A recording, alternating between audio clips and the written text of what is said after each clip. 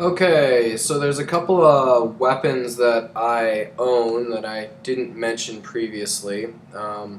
There are, of course, throwing needles, which are a ninja weapon or a Chinese weapon that have red tassels on the end.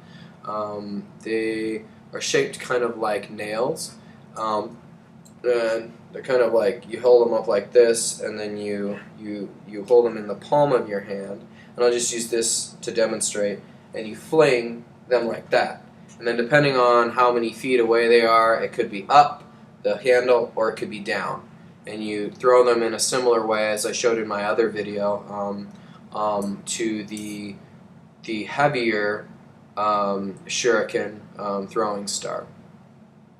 Now, this weapon I particularly like because there is an anime called Naruto, which is all about ninja, and one of the weapons that is commonly used they're called kunai knives, and they have a circle like this on the end of each. Now, this is used so you don't drop your weapon. You don't drop the sword when you make contact. And of course, there's slices and stabs. And whereas these haven't been sharpened as much, they're particularly a lot better at stabbing than slashing. But the nice thing about kunai knife is they're similar to butterfly knives in the fact that they have a shock and awe factor. So like you whip out these, and it's not like other. There's a certain awesomeness about having a Tanto because people recognize it. They were like, "Oh, you have a Tanto," you know. But these things, they like won't know what they are because they're flashy.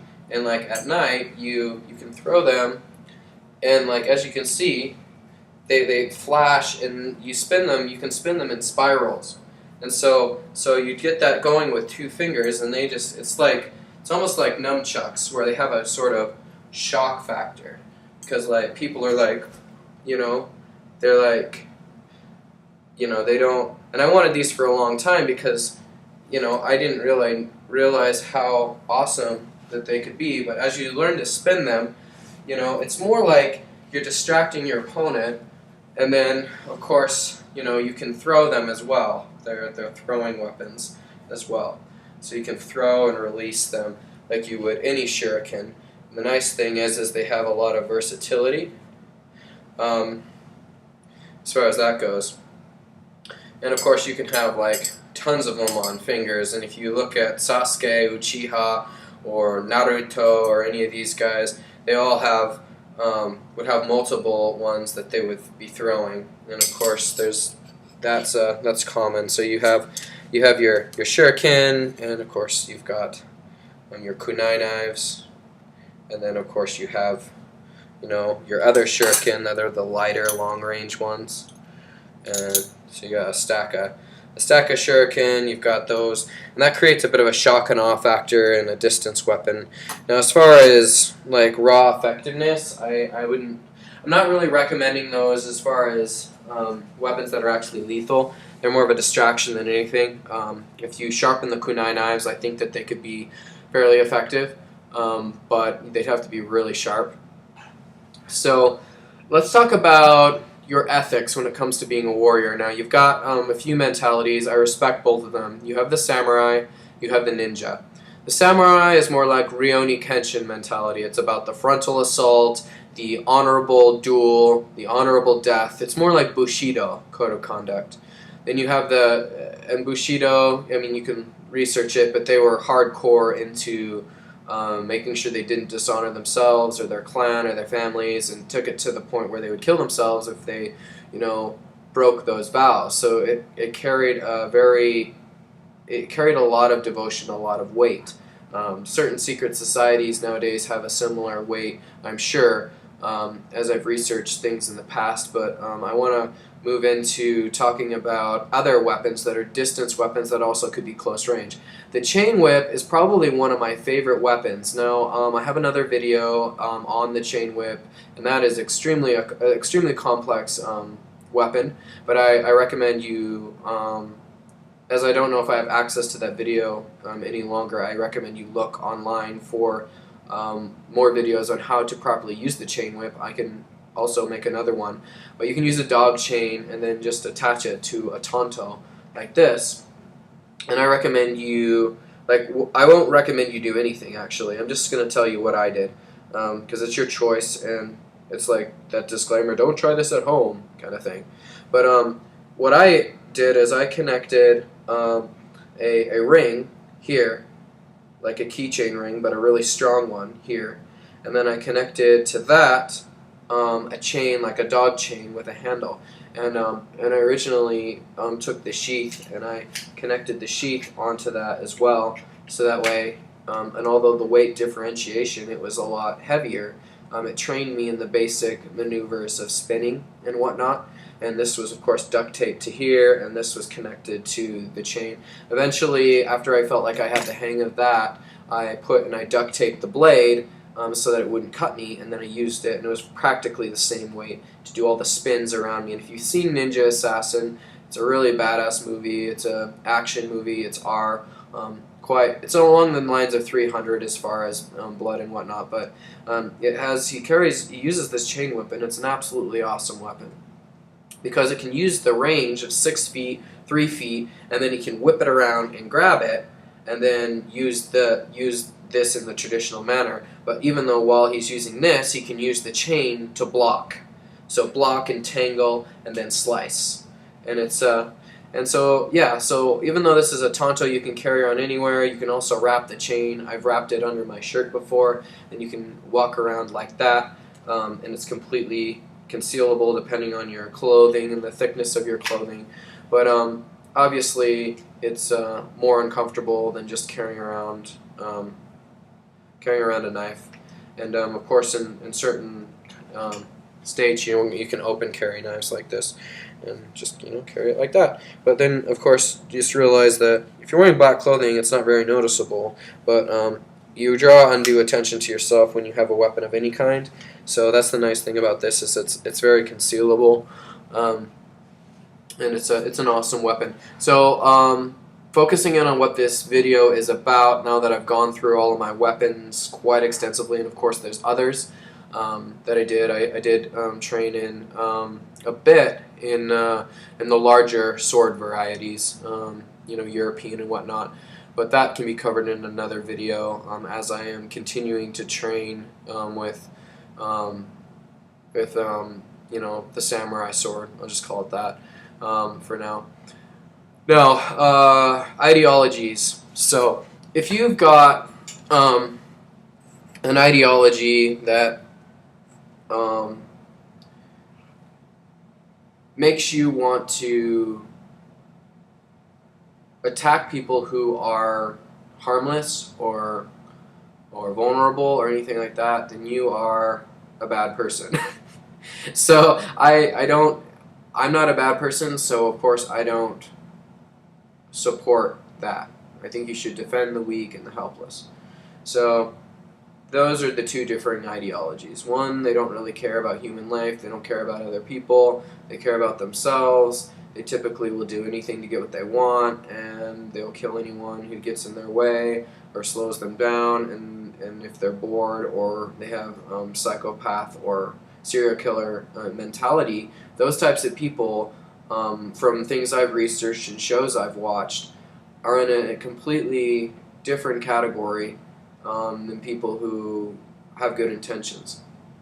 So I think that if you have those tendencies, the best thing you can do is to join the military and try to fight for a cause that you believe in, and not to attack the people in the military, but attack somebody else's military, because those types of people, they're very predatorial in that way, and I think that they just need to be honed and have it put in the right direction. Other people join the military just because they have patriotism, but other people, if they have killer tendencies, they should just funnel those in the right direction. Maybe it's into media, maybe they need to invent stories, maybe it's video games that they need to act out those things in.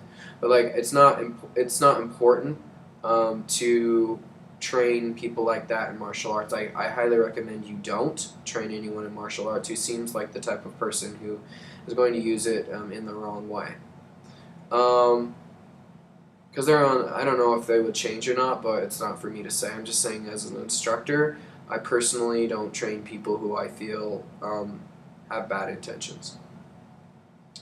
So, ideologies of specifically attack. Um, the ninja attacked in a more subversive way. They were more hidden, they were more elusive, they would strike from the shadows, and I think that created a sense that of a belief that they were magicians, that they had supernatural powers. A lot of the times they incorporated science into the martial arts, and I'm completely for that. The thing is they would assassinate people or take them out in the most efficient way possible. So they were all about efficacy. So similarly, and you have to realize they were in war times too.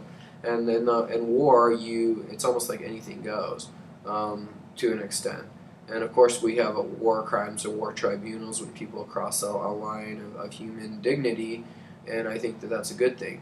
But there is a certain element of war that I find extremely distasteful because I went through a pacifism stage, and of course, I have a friend who's a pacifist.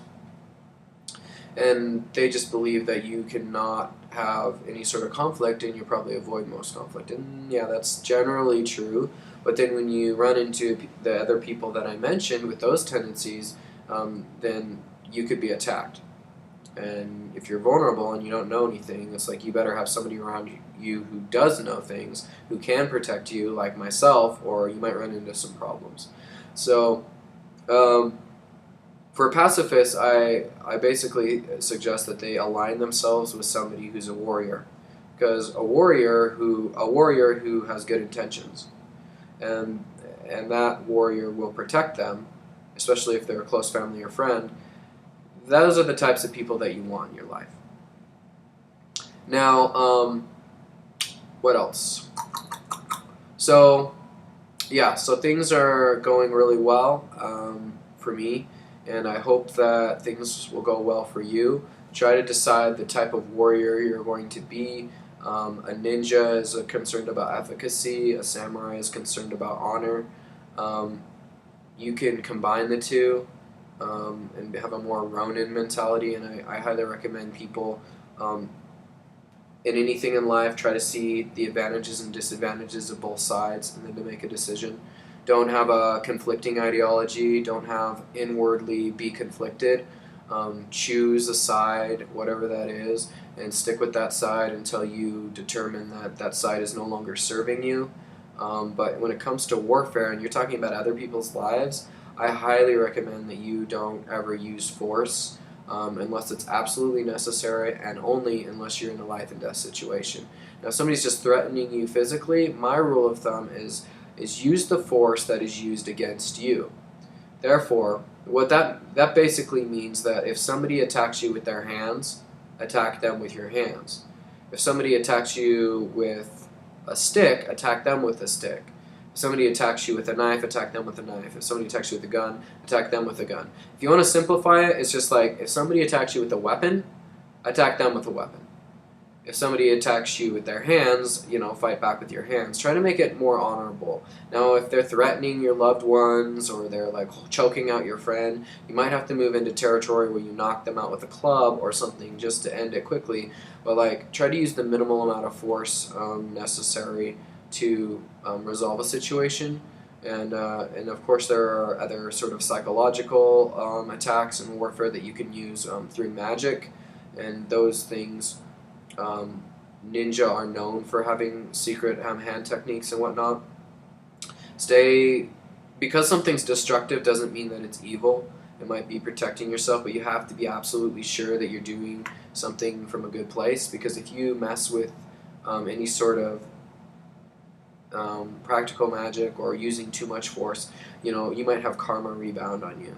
So there might be ways that you can change a situation for the better, and the number one way is to involve law enforcement as soon as possible.